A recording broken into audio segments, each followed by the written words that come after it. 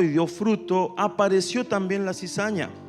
Entonces los siervos fueron a preguntarle al dueño del terreno: Señor, ¿acaso no sembraste buena semilla en tu campo? ¿De dónde salió la cizaña? El dueño les dijo: esto lo ha hecho un enemigo. Los siervos le preguntaron: ¿quieres que vayamos y la arranquemos? Y él le respondió: no, porque al arrancar la cizaña podrían también arrancar el trigo. Dejen que crezcan lo uno y lo otro hasta la cosecha. Cuando llegue el momento de cosechar, yo les diré a los segadores que recojan primero la cizaña, la aten en manojo para quemarla y que después guarden el trigo en mi granero.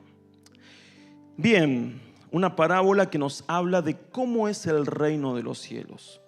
Y el Señor le hablaba a la gente por parábolas.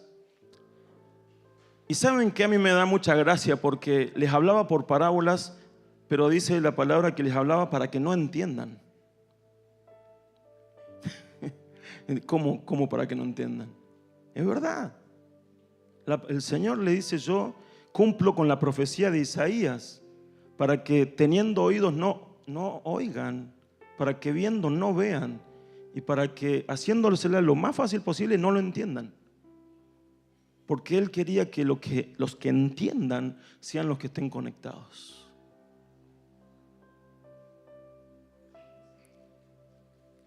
Para muchos que no estaban conectados, esto podría haber sido simplemente una linda historia. Y como muchas parábolas, los que no estaban conectados terminaban siendo bonitas historias, lindas instrucciones de agricultura, de ganadería, de cosas cotidianas. Pero el Señor decía esto para que los que se conectaban pudieran ver mucho más allá. Y si estás conectado con el Señor, vas a ver más allá, mucho más allá. No se te va a quedar en una linda historia solamente. Hay mucho más profundo. Los discípulos que no estaban exentos de no entender, porque justamente para entender hay que tener al Espíritu Santo. Y ellos en ese momento estaban con Jesús, pero no tenían al Espíritu Santo. Entonces les costaba mucho entender. Y le pidieron al Señor en la intimidad. Qué bueno, ¿no? Que el Señor en la intimidad nos revela cosas. Y en la intimidad le dijeron: Señor, ¿qué significa lo que dijiste? Y ahí les explicó. Y dice que allí en la explicación en Mateo 13, 36 al 43, dice que, vamos a ir haciendo así un bosquejito. Dice: el que siembra la buena semilla, ¿sí? Pasarlo para favor. El que siembra la buena semilla, dice, es el Hijo del Hombre. El campo de siembra es el mundo. La buena semilla son los hijos del reino. La cizaña son los hijos del malo. El enemigo que sembró la cizaña, el diablo. La siega, el fin del siglo. Hay una campana sonando, anuncia el fin.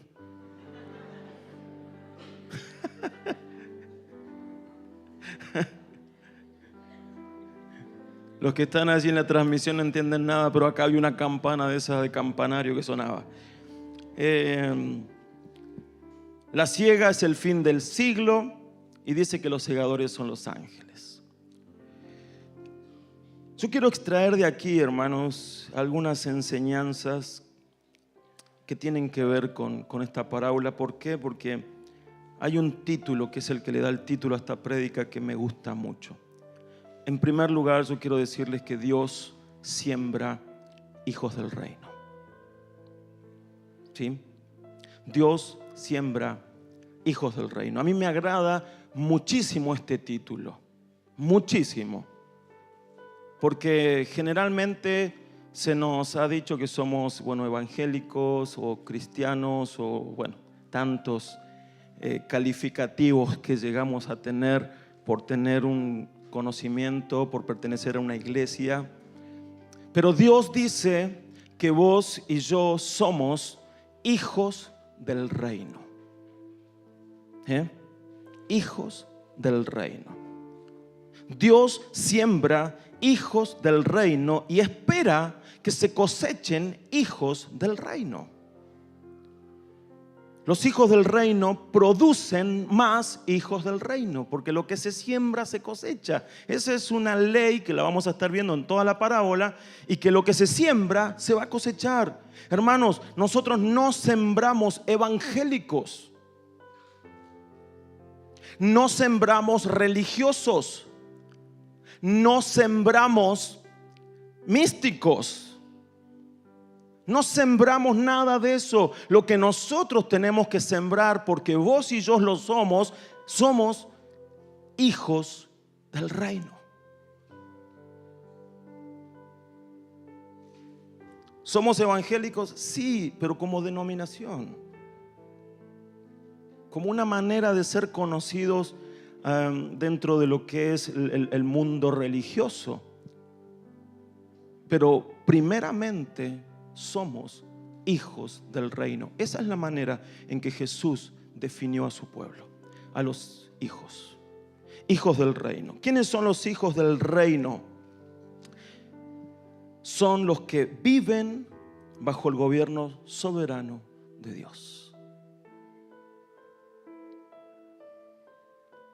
Los hijos del reino entienden que tenemos un rey. Los hijos del reino se someten a ese rey. Los hijos del reino fueron gestados en Dios y portan la naturaleza de Dios.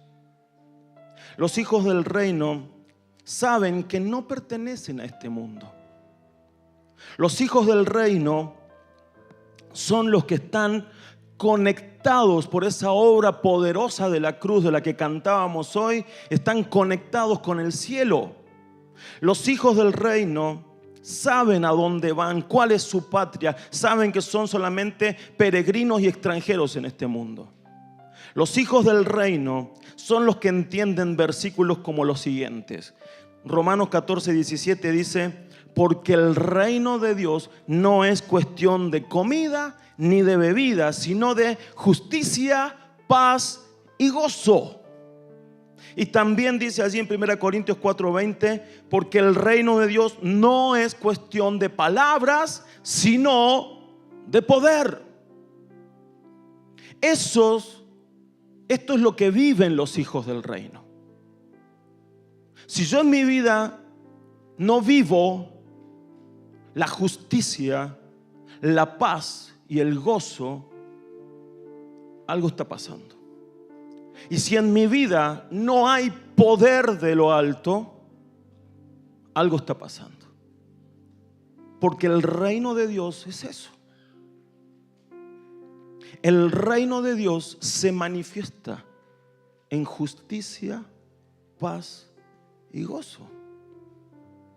Vivimos en una justicia que es la justicia de Dios, que es pura, que es justa, ¿no? Justicia justa, valga la redundancia, pero que es perfecta. Nada que ver con la justicia de los hombres. La justicia de Dios es lo mejor que nos puede pasar, y que gracias a esa justicia vos y yo somos salvos.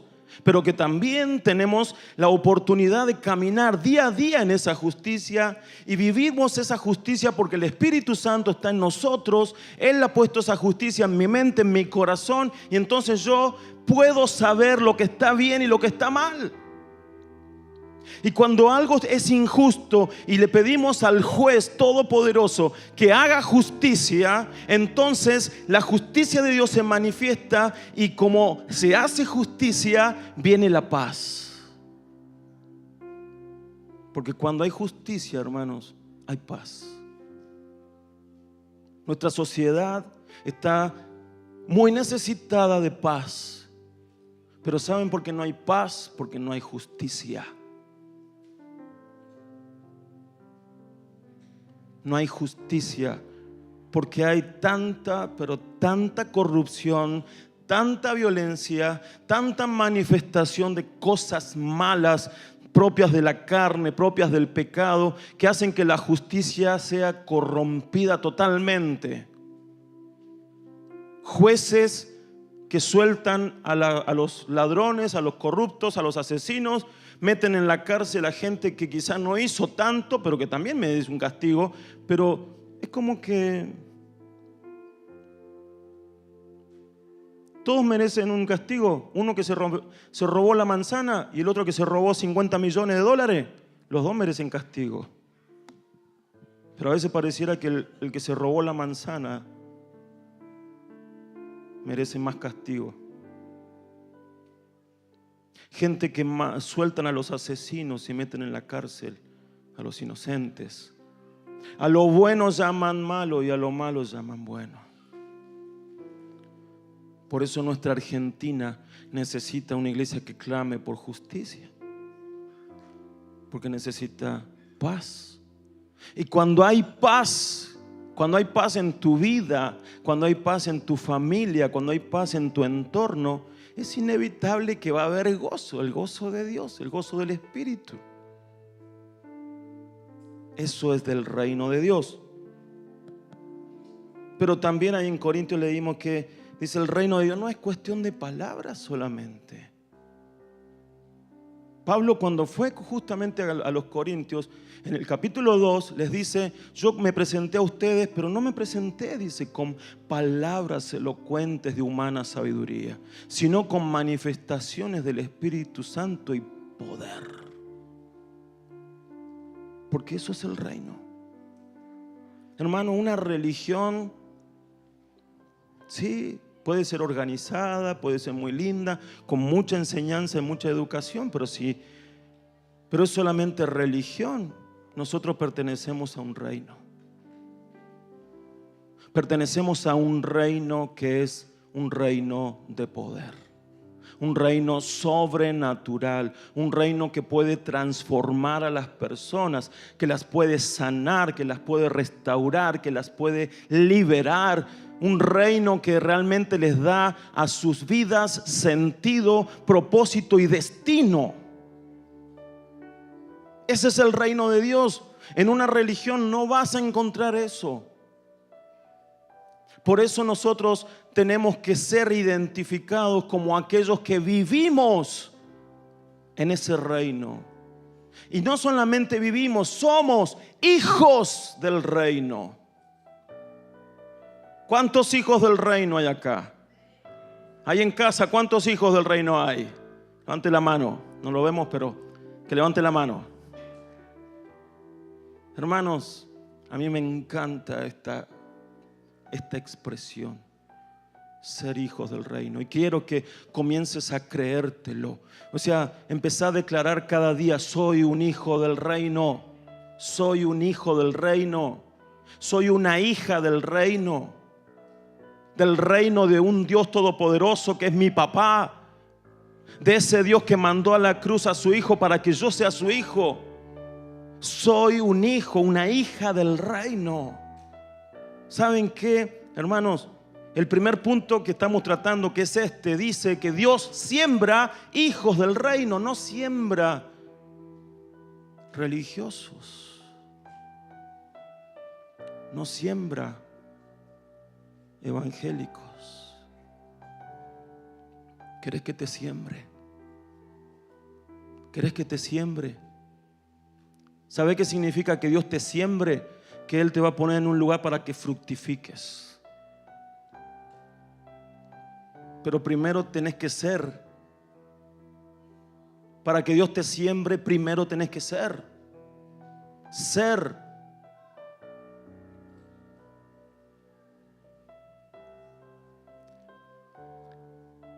La iglesia es la gran alforja de Dios con semilla, que son los hijos del reino. Y los que son hijos del reino son los que son sembrados y pueden fructificar. Y Dios espera de tu vida fruto. Mucho, mucho fruto. La tierra, como vimos recién, es el campo donde nosotros podemos ser sembrados para fructificar. Cualquier lugar de este mundo es el campo de Dios para la siembra. Tu trabajo, la facultad, la secundaria, el lugar donde vivís, alrededor de tus vecinos, donde sea que Dios te ponga, ese lugar es el campo de siembra donde Dios te ha sembrado para que allí fructifiques. Y en la palabra muchas veces nos encontramos con esta expresión al 30, al 60 y al 100 por uno. ¿Qué significa eso? Que por cada semilla o por cada bolsa de semillas se cosechaban 30 o 60 o hasta 100 por esa sola bolsita. Entonces tu vida, vos que sos semilla de Dios, tiene el potencial de multiplicarse de una manera exponencial. Exponencial. Hermano, yo te voy a decir algo, mira. Tu vida tiene el potencial para multiplicarse por lo menos hasta 30 veces. O sea, tiene que haber 30 como vos, mínimamente.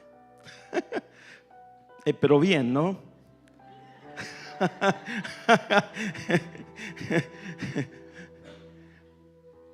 Tenemos que ser ese potencial de multiplicación para que este mundo sea totalmente sembrado cada vez más. Si tan solo pudiéramos ser conscientes de que no es un crecimiento de suma, ¿no? Mi vida alcanza a otro, no. Mi vida se multiplica. No es suma, es exponencia. Segundo punto, la inalterabilidad de la semilla. La buena semilla es buena semilla, punto. No se puede cambiar. O ustedes tienen la capacidad de cambiar una semilla de trigo en una semilla de poroto. Es eso. Y sembrás una semilla de trigo y va a salir una planta de trigo, no va a salir de otra cosa. Porque eso tiene que ver con la esencia, con la naturaleza de la semilla. La semilla no puede cambiar. Y en los tiempos del Señor Jesús, mucho menos todavía, porque quizás hoy hay cierta ciencia que le meten un poquito de mano ahí a la agricultura para que produzca más, para que tenga otra calidad y cosas así. En los tiempos del Señor Jesús eso era impensado. O sea, la semilla, punto. Siembro trigo, voy a cosechar trigo. Siembro otra planta, voy a cosechar eso. No me sale con una sorpresa de que siembro trigo y después me salen papas. Eso hubiese sido totalmente ilógico, imposible. La semilla es semilla y no varía. Y quiero decirte algo. Si el Espíritu Santo está en tu vida, si has recibido la salvación por medio de la cruz del Señor y el Espíritu está en tu vida y hay una nueva naturaleza, eso es lo que se va a producir. Eso es lo que se va a multiplicar. Al ser sembrado, eso es lo que va a salir. Algo que tiene que ver con esa naturaleza. Si sos un hijo del reino, lo que van a hacer es del reino. Hagas lo que hagas, te multipliques en otra persona o ejerzas un ministerio, pero hagas lo que hagas, va a tener la naturaleza del cielo. Va a tener la naturaleza del reino de Dios. Porque eso es la naturaleza que Dios te ha dado. Sos un hijo, una hija, esa es tu naturaleza. La naturaleza de lo alto, la naturaleza del cielo.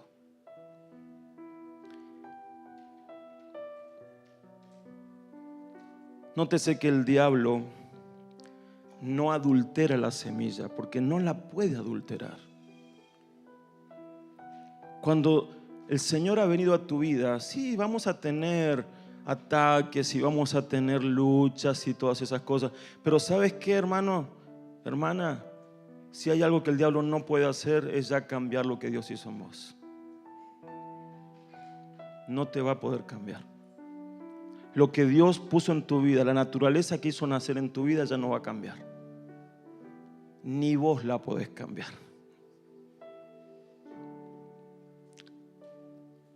Como no podía cambiar la semilla, sembró cizaña. Y la cizaña la hizo para poder arruinar la cosecha.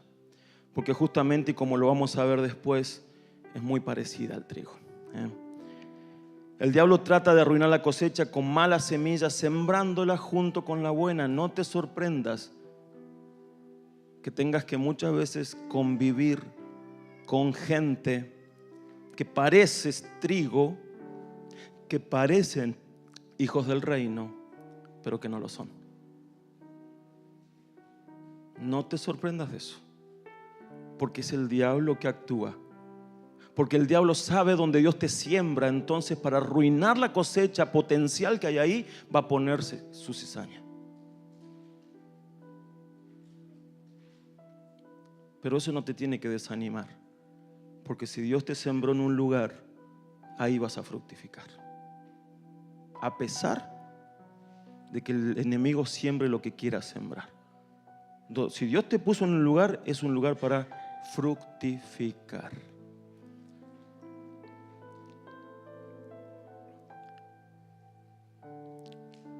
Porque vieron que los segadores, cuando se dan cuenta de esta situación, de que la cizaña fue sembrada con el trigo, le preguntan al Señor: Señor, ¿no sembraste semilla buena? ¿Por qué hay cizaña? Y él dice: bueno, este fue el enemigo, vino. Y los segadores se les ocurre una idea, pero para ellos era brillante, ¿no? ¿Querés que arranquemos la cizaña? No, les dice: muchachos, no. Porque si ustedes arrancan la cizaña, es muy probable que junto con la cizaña me arranquen el trigo. Y acá yo veo al Señor que muestra algo precioso de Él. Él no quiere perder nada. Él no quiere perder trigo. Porque le podría haber dicho: bueno, sí, arranque, en total, si se pierde algo de trigo no hay problema. No. Él dijo: no me arranquen nada, porque no quiero perder nada. Porque para Dios cada vida es valiosa. Para Dios cada vida es preciosa y no la va a perder. Esa vida que tiene potencial de fructificación, Él no la va a perder. La obra que Dios te ha dado que hagas y que ya está haciéndose, Dios la va a cuidar a pesar de que haya cizaña a tu alrededor.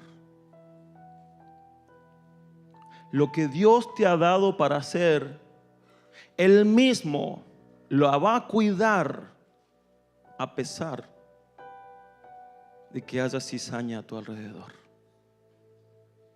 Él la cuida.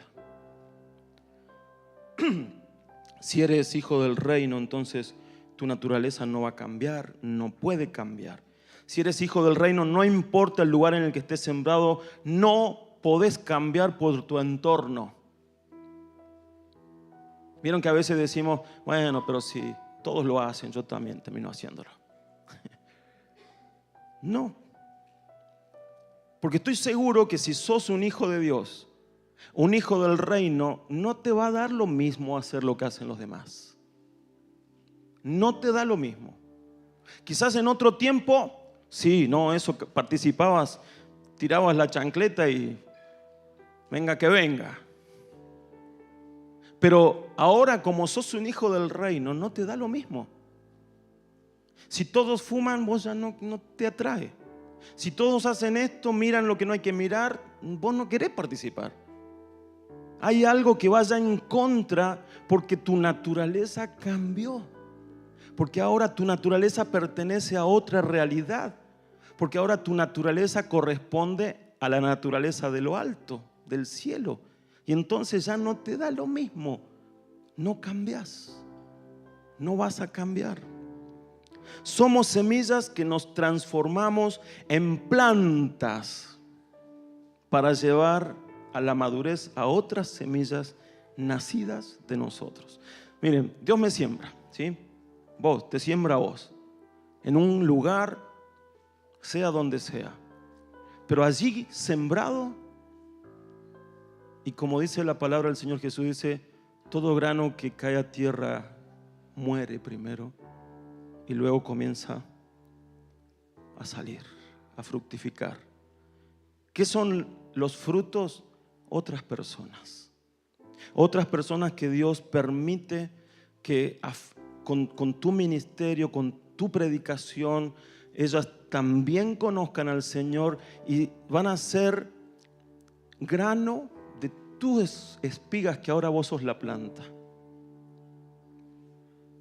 ¿Se entiende?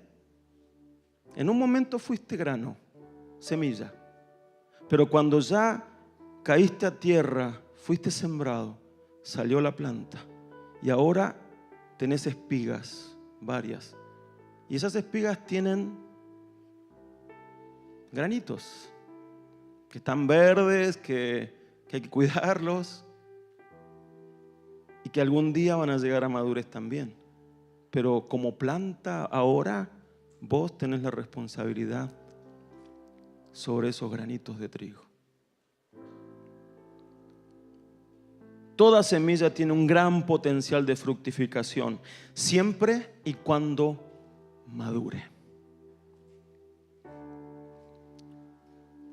Siempre y cuando madure. Después vamos a ver un poquito más sobre esto, pero hermanos, para ser sembrado primero tengo que ser semilla madura.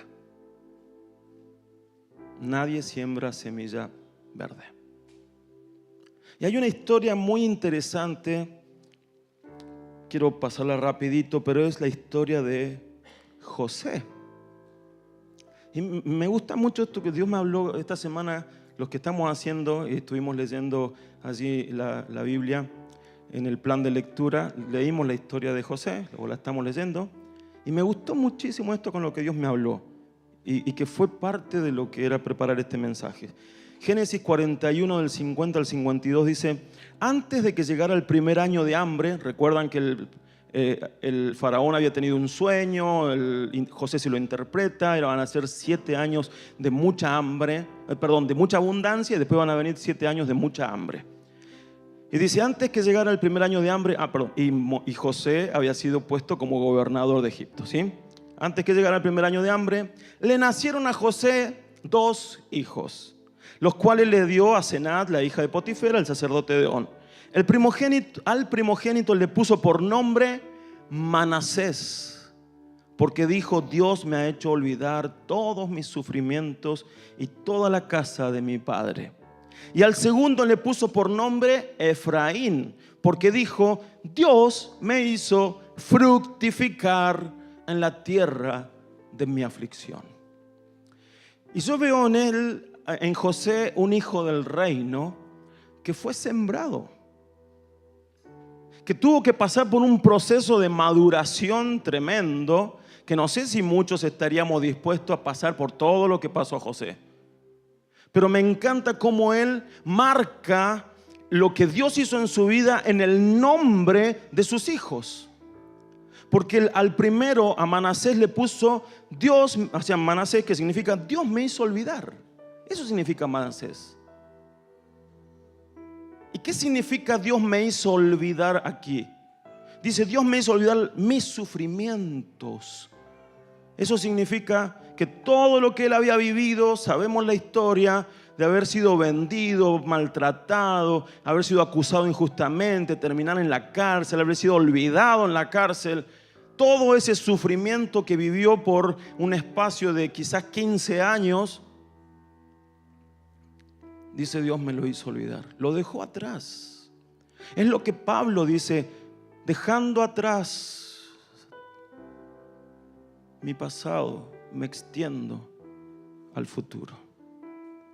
José está haciendo eso, dice, Dios me hizo olvidar, dejó atrás su pasado, todo eso que viví, y bueno, ahora lo entiendo, tenía un propósito. Pero también dice, me hizo olvidar mis sufrimientos y la casa de mi padre. Y yo creo que para José debe haber sido terrible todo ese tiempo de haber estado pensando, ¿volveré algún día a mi casa? Pensando en su papá, pensando en su mamá, pensando que los desgraciados de sus hermanos fueron los culpables de todo. ¿Cuántos años habrá luchado en su cabeza José con todas esas ideas, con todo ese sufrimiento y pensando en la casa de su padre, en la tierra de donde él era? Pero acá en el nombre de su primer hijo dice, también olvidé, pero no en el sentido de olvidarse, ya no me importa, no. ¿Sabe qué significa eso? Soltó. Soltó. Porque cuando no soltamos, sufrimos. Soltó. Ya está. Miren lo que significa Manasés. Y cuando él hizo eso, entonces vino un Efraín. Y Efraín significa fructificar. Y pudo fructificar y tuvo hijos y creció, fue gobernador de Egipto, todo lo que hizo tremendo, mucha riqueza, todo lo que vivió él. Hermanos, si no hay un Manasés en tu vida, no va a haber nunca un Efraín. Tiene que haber un Manasés, un aprender a olvidar, a soltar, a dejar atrás. Y entonces va a venir un Efraín. El que te dice, estás fructificando, estás creciendo, estás alcanzando, estás conquistando. ¿Tiene que haber un Manasés en tu vida? Gesta un Manasés. Gesta ese Manasés. Porque Manasés era un hijo. Gestalo. Y cuando menos te lo esperes, ya Manasés está en tu vida. Olvidaste, perdonaste, soltaste. Y entonces viene Efraín. Viene el tiempo de fructificar. Amén. Gesten a Manasés y a Efraín. Tercer punto. El diablo aprovecha la inmadurez para arruinar cosechas. El diablo aprovecha la inmadurez para arruinar cosechas. El diablo sabe que para arruinar la cosecha debo hacerlo cuando esta es un sembradío inmaduro. O sea, cuando ya la planta creció y la semilla maduró y ya se puede cosechar, ya es tarde para arruinar una cosecha. Pero cuando el sembradío es inmaduro, recién está comenzando a brotar, ahí es el momento, cuando está verde. Ese es el momento para arruinar una cosecha. Este es el momento ideal para arruinar. En los primeros años es el momento ideal para arruinar la vida de un cristiano, uno recién nacido. Cuando ya una persona está madura, tiene años en el Señor, tiene conocimiento y ya se maneja solo, ya está, ¿no? El diablo dice, ya está, ya lo perdí. Pero él se enfoca en los nuevos. Él se enfoca en sembrar cizaña alrededor de los nuevos. Por eso, si vos sos un cristiano nuevito, conociste al Señor hace muy poco tiempo, yo te voy a pedir un favor. Conectate con alguien más grande, con alguien más maduro. ¿Para qué? Para que Él te ayude a caminar, para que te afirme, para que puedas crecer en el Señor. ¿Por qué? Porque este es el tiempo en el que Satanás, el diablo, te va a querer arruinar. Quiere arruinarte. Quiere sembrar a tu alrededor cizaña. Entonces, conéctate. Conéctate a la iglesia, conéctate a la vida del cuerpo aquí en la iglesia para que no te arruine. Y nosotros, los que ya estamos con un poquito más de tiempo, crecidos, no permitamos que los más nuevitos sean arruinados. Es nuestra tarea y responsabilidad también. Sí. Si el diablo logra arruinar una vida, se habrá perdido un potencial de 30, 60 y 100 por uno. Y saben que es muy triste porque lo he visto. Lo he visto. Quizás un caso extremo, ¿no? Donde una chica con un potencial tremendo se enamora de un tontón y pierde propósito, pierde llamado, pierde potencial. O un chico con tremendo potencial en el Señor se enamora de una chica que lo hizo perder. Satanás tiene sus estrategias. No permitamos eso. Un cristiano maduro no es alguien a quien el diablo pueda arruinar, ya que está firme, fuerte, no lo va a mover. Sí va a luchar y lo va a tratar de derribar, pero no lo puede arruinar y el poder de multiplicación que tiene no lo va a poder arruinar. Ahora uno puede decir, pero pastor, ¿y cómo maduro? ¿Cómo crezco? ¿Cómo maduro? Bueno, creo que lo hemos dicho muchas veces, ¿no? Oración, ayuno, revelación de la palabra, congregarse, los hábitos espirituales, lectura de la palabra, estudio. Todo eso tiene que ser intencional. Intencional. O sea, yo no voy a crecer ni voy a madurar si no oro, si no leo la palabra, si no me congrego, si no practico los hábitos espirituales. No voy a crecer. Y entonces cuando estoy en esa condición estoy débil y es el momento en el que el diablo ataca, confunde, te aleja, te apaga. Las consecuencias de no madurar, miren, Pablo decía en 1 Corintios 2:6, sin embargo, entre los que han alcanzado la madurez, sí hablamos con sabiduría, pero con la sabiduría de este mundo, pero no con la sabiduría de este mundo, ni la de sus gobernantes, las cuales perecen. Dice, ¿saben lo que está diciendo Pablo? Dice, en cierta manera, miren, yo llegué a la iglesia, pude hablar cosas importantes con los maduros, con los que no maduraron mucho, no.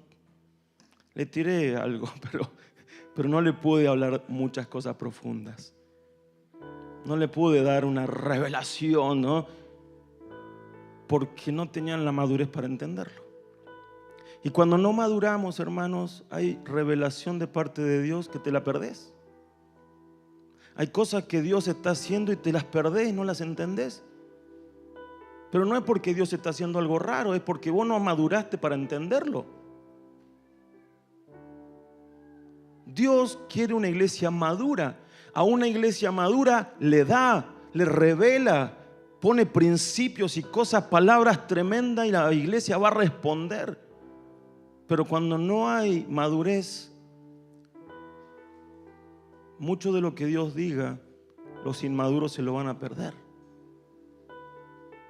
Por eso te desafío a madurar. Y eso tiene que ser intencional, a madurar. Hebreos 5:14 dice, el alimento sólido es para los que ya hayan alcanzado la madurez, para los que pueden discernir entre el bien y el mal y han ejercitado su capacidad de tomar decisiones. ¿Para quién es el alimento sólido? Para los maduros. Los inmaduros, ¿qué toman? Leche, lechita. Pero ¿saben qué? no pueden tomar toda la vida leche. Toda la vida leche, no. No. Hay que ir creciendo. Hay que pasar de la leche a la papilla, al Nestum. Después vendrán los alimentos más sólidos hasta que te puedas comer un buen asado.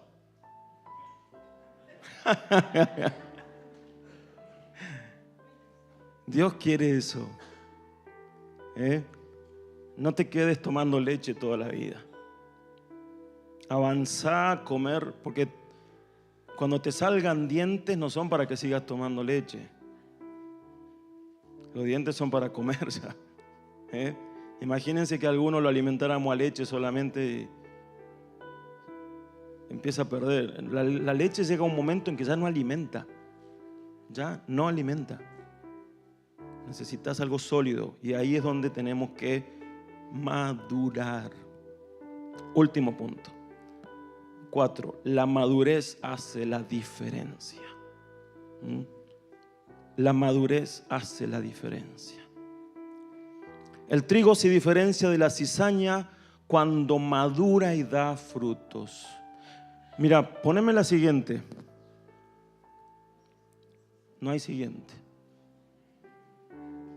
A ver, poneme para atrás. Había una que había un par del trigo y la cizaña ahí juntos. Ahí está, bien. Eso es a la izquierda el trigo, a la derecha la cizaña. Eso, fíjense que la diferencia es mínima. Es mínima. Y cuando está verde, es muy fácil confundirla. Ahora, ¿cuándo se diferencian? Cuando madura. Un cristiano, cuando está verde, va a tener algunos parecidos con la cizaña. El cristiano inmaduro va a seguir haciendo cosas propias del mundo, de la carne, del pecado, porque está verde, porque está inmaduro. Pero cuando llega a madurez, ya se va a poder diferenciar claramente. Claramente. El Señor tranquilamente y pacientemente espera la maduración. Él espera que madure lo que sembró. El Señor dice, hoy se confunde. Hoy no hay mucha diferencia entre la semilla buena y la mala. Pero a su tiempo, cuando madure, será inconfundible. Miren, yo he conocido muchos, y puedo decirle que hasta yo mismo, cuando recién conocí al Señor, cuando recién acepté al Señor en mi vida, no había mucha diferencia con los pecadores, con gente que no conocía al Señor. De hecho, yo acepté al Señor en mi corazón, no sé, como 3, 4 veces. ¿Por qué? Porque lo acepté un día que sí sé que fue ese día, pero como después me la mandaba de vuelta en algunas cosas, yo decía, no, capaz que no acepté nada. Entonces, otra vez iba, hacía la oración y le decía, entra en mi corazón, perdóname. Y lo hice, no sé, varias veces. Porque al principio, en la inmadurez, uno sigue cometiendo ciertas cosas que no nos hacen distintos a la cizaña, a los que no conocen al Señor. Pero en la medida que uno va creciendo, que va madurando, ya hay muchas cosas que van quedando atrás y que ya no las vas a hacer, ya no las podés hacer.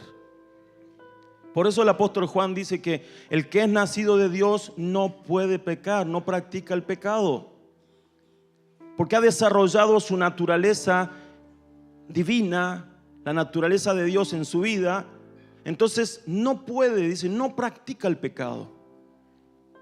No significa que no peque, significa que ya no tiene al pecado como algo en su vida, como un hobby, como que lo quiere hacer.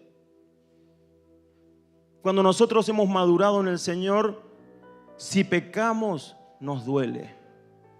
Si pecamos, nos pesa. Nos arrepentimos.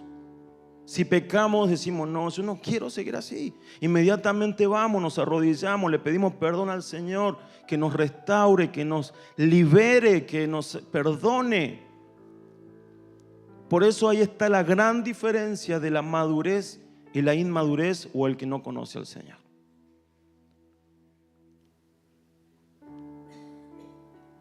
Hermanos, el trigo se diferencia de la cizaña cuando madura.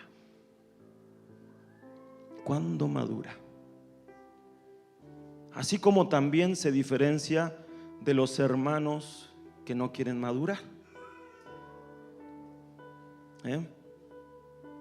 Yo conozco hermanos que se convirtieron prácticamente al mismo tiempo.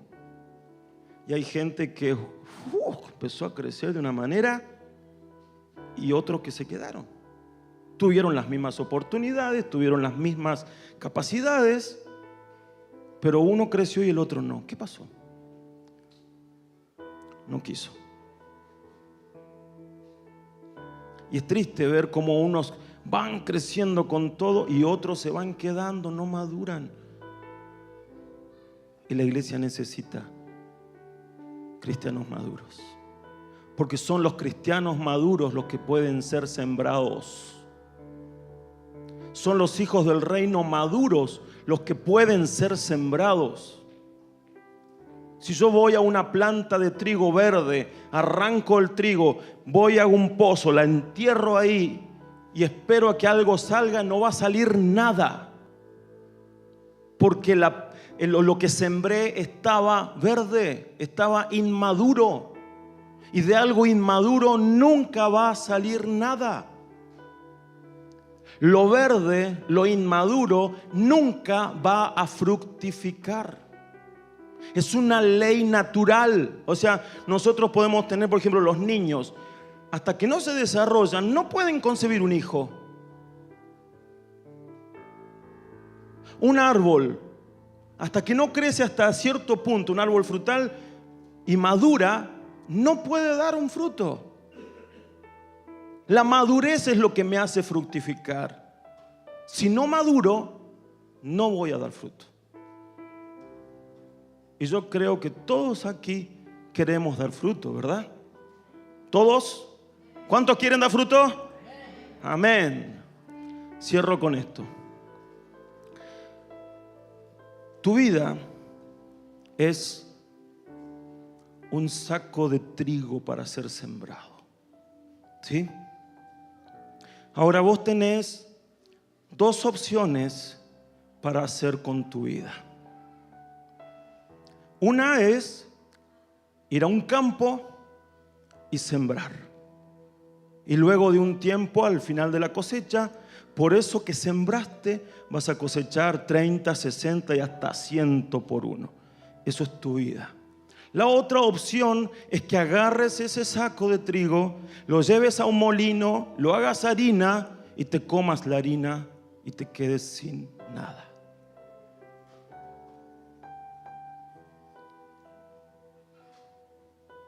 Yo no quiero que seas esa segunda opción. Yo no quiero que tu vida se convierta en harina. Yo quiero que tu vida se convierta en un campo sembrado con mucha cosecha. Pero esa es tu decisión. ¿Qué vas a hacer de tu vida? ¿La vas a sembrar o la vas a hacer harina?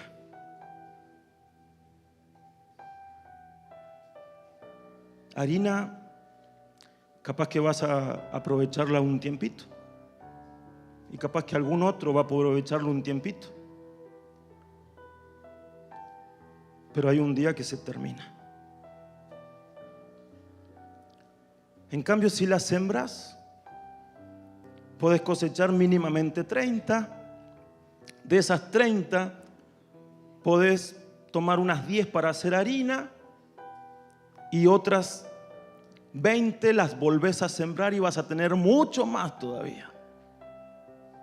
Y eso sería una buena administración.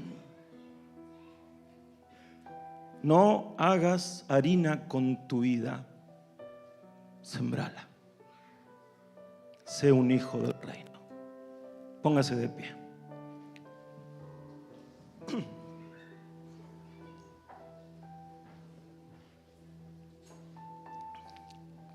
Gracias, Señor, te damos en esta noche. Gracias, papá, por tu palabra. Gracias porque en vos, Señor, nosotros tenemos esperanza de vida eterna. Sin embargo, la oración del Señor Jesús fue: Padre, no te pido que los quites de este mundo, sino que los guardes de él. ¿Y por qué no nos quitaste del mundo, Señor? Porque el mundo es tu campo, donde tenemos que ser sembrados. Y aquí, Señor, hay hijos del reino. Esos hijos del reino que vos querés sembrar en distintos ambientes, distintos campos. Algunos campos son amplios, otros campos son más estrechos, pero ahí, Señor, nos sembrás.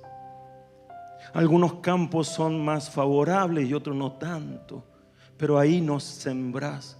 Y si nos sembrás es porque vos crees que podemos fructificar. No hay accidentes, no es algo fortuito que estemos donde estemos. En el lugar que nos hayas puesto no es algo fortuito, no fue suerte. Fue porque vos decidiste ponernos en ese lugar para fructificar, para que allí demos fruto para la gloria de tu nombre. Porque toda fructificación glorifica al Padre. Señor, ayúdanos a madurar. Y te pedimos perdón, Señor. Te pedimos perdón si no hemos invertido en madurar. Señor, llévanos a madurez. Llévanos a madurez. Llévanos a entender, Señor, que cuando llegamos a madurez, cuando ya nos desprendemos, es tiempo de ser sembrados. Es tiempo de ser sembrados para producir, convertirnos en una planta que produzca más semillas. Señor, en el nombre de Jesús, llévanos a madurez. Llévanos a madurez. Espíritu Santo, comenzá, Señor, a obrar en nuestras vidas. Que toda palabra en nosotros comience a establecerse en nuestro espíritu, y desde nuestro espíritu nos lleves a madurar, a cada día entender cada vez mejor cómo se mueve el cielo, cómo es el reino, para ser dignos representantes del reino aquí en la tierra. Señor, en el nombre de Jesús, llévanos a ti, Señor. Llévanos a esa madurez que esperas de nosotros. Esa madurez que se manifiesta en ser sembrados y fructificar, pero también madurez que se manifiesta en el fruto de tu Espíritu en nosotros, que nos lleva a perdonar, que nos lleva a amar, que nos lleva a vivir esperando en ti, confiando en ti, teniendo fe sobre todo. Esa madurez que nos hace mirar todo como vos lo mirás, a sentir con tu corazón, a interesarnos por lo que a vos te interesa. Esa madurez que nos hace involucrarnos en lo que vos querés, en tu voluntad, en tus planes y propósitos. Esa madurez tuya, Señor, en nosotros.